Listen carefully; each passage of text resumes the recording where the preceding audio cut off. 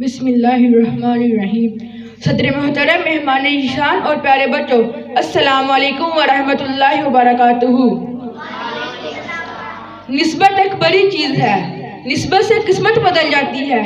जिसकी निस्बत जितनी अच्छी होगी उसकी किस्मत भी उतनी अच्छी होगी। अदना की निस्बत आला से हो जाए तो अदना को भी आला बना देती है।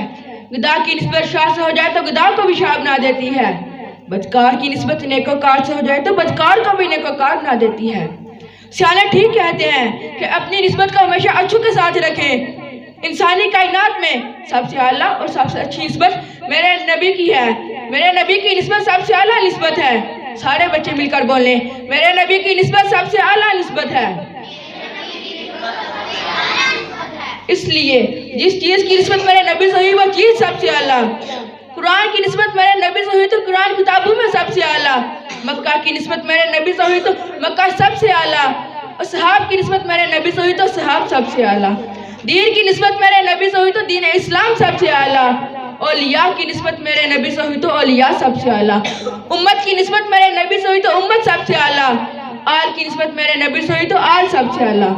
तो प्यारे बच्चों, हम मुसलमानों को भी चाहिए कि हम अपनी निस्बत को अपने प्यारे नबी हज़रत मोहम्मद सल्लल्लाहु अलैहि वसल्लम के साथ मजबूत से मजबूत कर लें, ताकि निस्बत हमें दुनिया और आखिरत दोनों में कामयाबी अता फरमाए।